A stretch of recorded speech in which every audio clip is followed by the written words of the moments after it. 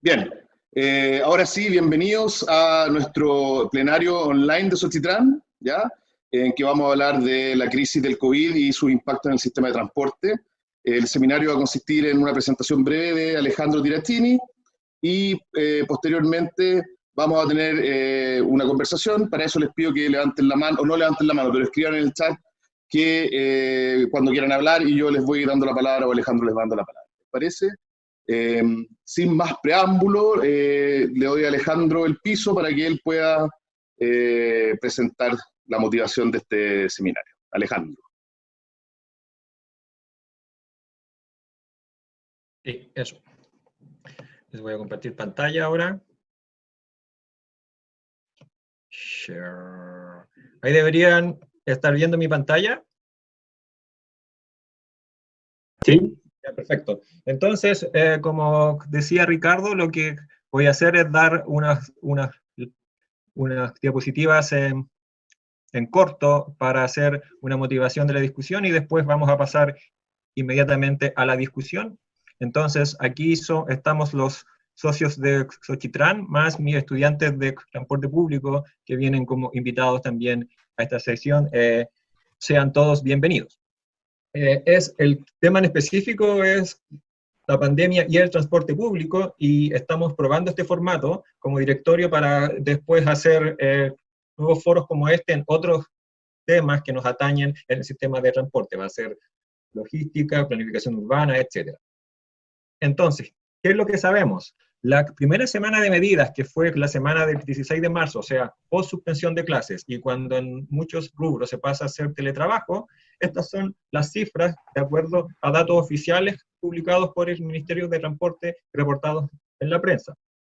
Hubo una disminución del 53% en el uso del metro de Santiago, de 37% en el uso de los buses en Santiago, que fue acompañado por un 18% promedio en reducción de frecuencia de los buses, un 47% de reducción de uso del tren a la medianoche, un 55% de reducción en el uso del metro del Paraíso y un 46% de reducción en el uso del biotren, cifras que siguieron aumentando en cuanto a reducción en las semanas siguientes, lo que tuvo por supuesto el beneficio de que se disminuyeron las aglomeraciones, que se siguieron viendo también en esta semana. Incluso hubo un día en que fue muy severo, producto de parajuste entre cuando empezó el toque de queda y el metro y los servicios de buses en Santiago abrieron más tarde. Ahí la mañana de ese lunes en Santiago quedó la grande. Pero ya no hemos vuelto a ver tales episodios. Hicimos una encuesta. Los autores de esta encuesta somos Ricardo Urtubia, Marcela Munizaga, Sebastián Astroza, Ángelo Guevara y Juan Antonio Carrasco, y lo que preguntamos a la gente, entre otras cosas, es es la cantidad de viaje que hizo en la semana antes y la semana después del 16 de marzo, en todos los modos y por propósito. Aquí solamente voy a mostrar los resultados para el caso de Santiago. En el caso de Santiago tenemos más de 3.000 observaciones, y lo que muestra esto es que hubo una disminución sistemática en el uso de todos los modos de transporte, que va más o menos entre el 30 y el 55%, y el efecto de sustitución modal es muy menor al efecto de supresión de viajes. Con sustitución modal me refiero a la gente que tiene la opción abandonar el transporte público para irse a modos individuales. Eso es mucho menor que el efecto supresión de viaje, que es parejo tanto para el transporte público como para modos privados e individuales.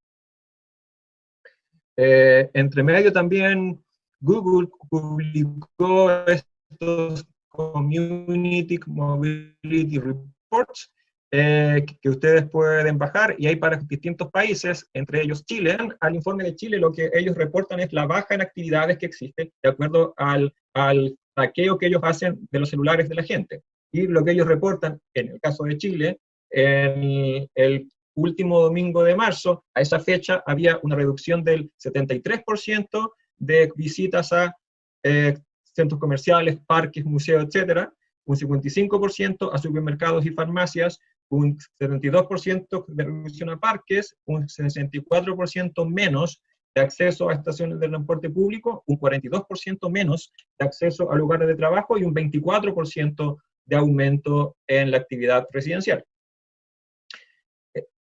Estos son datos del New York Times en Estados Unidos y es combinado para todo el país, para todo Estados Unidos, y es los mismos datos de Google, pero aquí se compara por decil de ingreso. O sea, la curva naranja refiere al decil de ingreso más bajo y la curva azul se refiere al decil de ingreso más alto. Y lo que muestra es que antes de febrero 23, el decil de ingreso más alto, o sea, que la gente más rica, se movía más que la gente más pobre, y aproximadamente en 23 de febrero, 25 de febrero, eso cambia, y el decil de ingreso más bajo se empieza a mover más que el decil de ingreso más alto, y aproximadamente el 12 de marzo viene una baja significativa de la movilidad de todos, pero sigue siendo hasta el día de hoy el hecho de que la gente con más plata es más fácil que esté en cuarentena, que esté en su casa, que la gente con menos dinero. En Santiago, perdón, en Chile, en nuestra encuesta encontramos exactamente lo mismo, y este es el resultado de los viajes motivo trabajo, en la comparación de la gente que hace teletrabajo versus la gente que está saliendo de su casa para trabajar en la primera semana de medidas, que repito, fue la semana entre el 16 y el 22 de marzo de este año. Y como pueden ver, hay una clara relación entre ingreso familiar y porcentaje de trabajadores que hacen teletrabajo, que para familias de más de 2 millones de pesos de ingreso es del orden de 80% de las personas haciendo teletrabajo. Por el contrario, para familias de ingreso inferior a 600.000 pesos, la cantidad de personas que hacen teletrabajo es del orden del 20-23% más o menos. Es exactamente lo opuesto.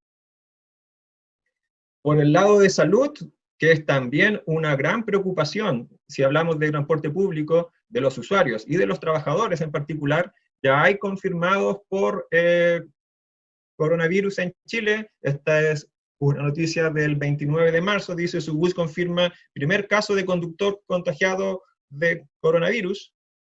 Y la información que llega de Estados Unidos es chocante. ¿Ya?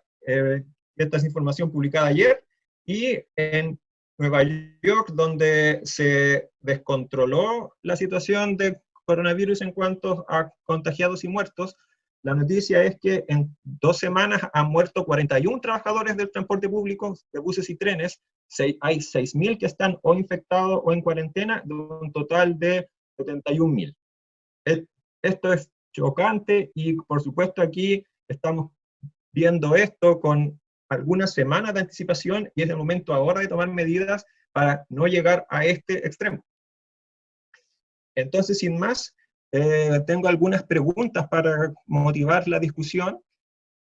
Primero, ¿qué medidas hay que tomar en el corto plazo en el transporte público en Chile para afrontar esta pandemia? Aquí hemos hablado de demanda, hemos hablado de oferta, hemos hablado de contagios, bueno, que se refiere, por supuesto, a medidas de higiene y prevención. ¿Cuál debe ser el rol del Estado? Y cómo el Estado debe intervenir en esta situación compleja en la que nos encontramos.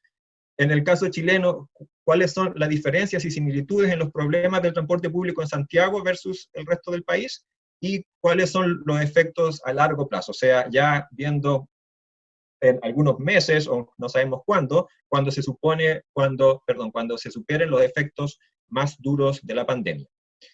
Entonces, sin más, quiero abrir la mesa, no sé si se dice en esta circunstancia, abrir la mesa a discusión, y como dijimos con Ricardo, la idea es que la gente vaya escribiendo cuando quiera hablar, y vamos a ir asignando la palabra. En un principio, yo diría, si alguien quiere hablar un poco largo, que se cuide 1-2 minutos por intervención a lo más. Eso. Bien, gracias. Está abierto el piso para quien quiera opinar. Lo único que pedimos es que por favor pidan la palabra diciendo yo por el chat. Y aquí yo estoy mirando y les damos. Dejamos las diapos de Alejandro ahí a la vista para que